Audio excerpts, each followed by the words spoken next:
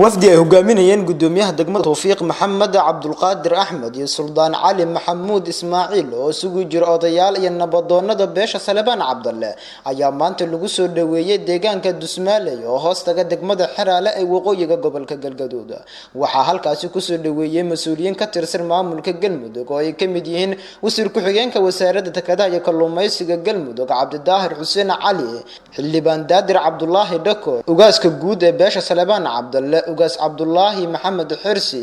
iyo bulshada deegaanka Dusmaaleya ugu horeyntiina qaar ka mid ah odayaasha dhaqanka iyo bulshada deegaanka Dusmaaleya ayaa soo dhaweeyay nabadoonnadii odayaasha maanta soo gaaraya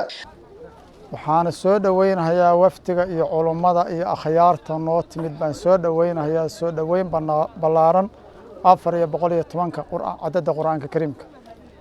waxaan halkaan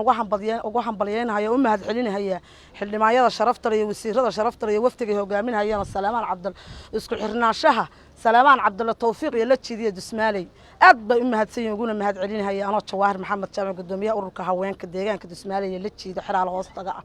waa mahadsan yihiin waxaan ku soo dhaweynaynaa magac ayaga oo ah magaca Salaamaan Cabdul in aanu raali ka nahay walaalaha iyo noo yimid ee isugu jira salaadiinta culimada diinka waxgaradka cuqaasha beelaha Cabdalle waxa mar koowaad iyo mar labaad iyo mar saddexaad leeyahay walaalayaal ku soo dhawaada deegaanka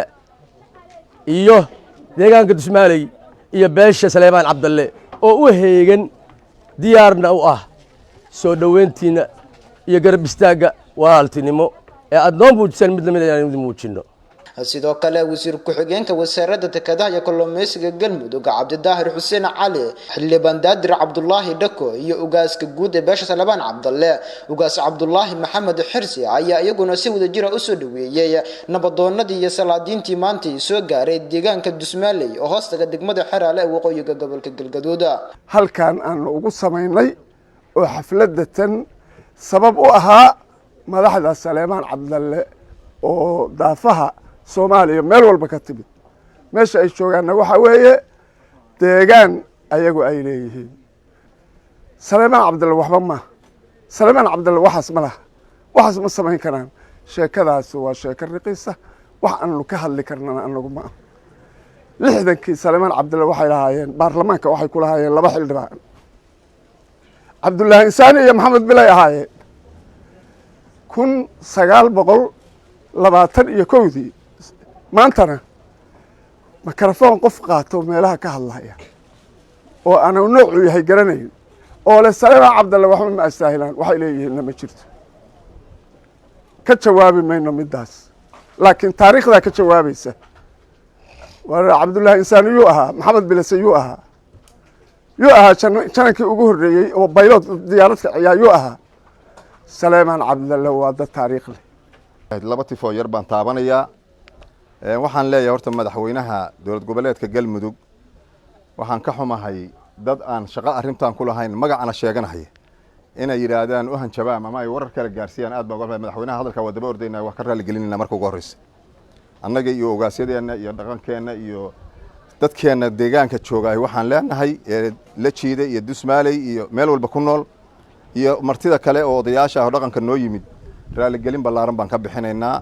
madaxweynaha iyo madaxweyne ku-xigeenka iyo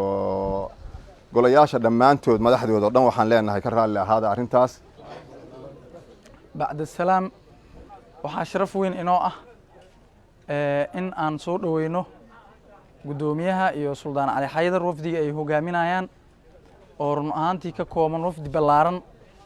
oo ka kala yimi meelo kala duwan ha ugu badnaatee wafdiga ugu culus degmada Tawfiiq gudoomiyaheeda uu hogaaminayo iyo dadka inta maaragta meelaha kala duwan ka kala yimi oo ay isugu jiraan nabadoonnada waxgaradka cuqaasha iyo salaadiinta beelaha Cabdalle ugu dambeyntiina gudoomiyaha degmada Tawfiiq Maxamed Cabdulqaadir Axmed iyo Suldaan Cali Maxamuud Ismaaciil ayaa iyaguna madaxdii iyo bulshadii soo dhaweysay kaga mahad celiyay soo dhaweyntooda bacda salaan de waxa hadda anaga hadal oo hadda noo haray u malayma in jirto wixii la oran lahaa waa la yiri haday tixaan tiraabana kulli waa lagu hadlay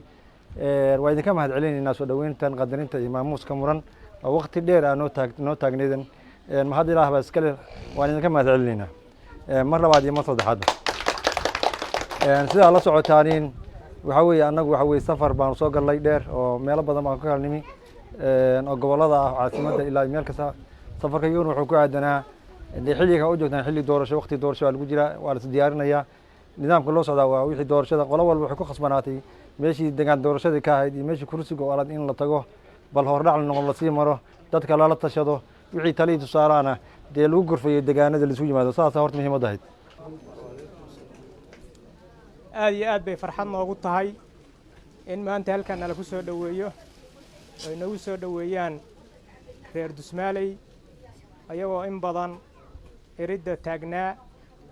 maamuus iyo nidaam aad u sarreeya nagu soo dhoweeyey oo ku soo dhoweeyey waftigii aniga iyo waftigayga iyo salaadiinta oo ka kooban salaadiinta iyo odayaasha iyo qaybaha kala duwan ee bulshada Cabdalle aad iyo aad baan ugu mahad celinaynaa aad bay farxad noogu tahay in nala ku soo dhoweeyo halkan Cabdulfataax Maxamed Axmed Somali Cable TV degmada Xeraale waqooyiga gobolka Galgaduud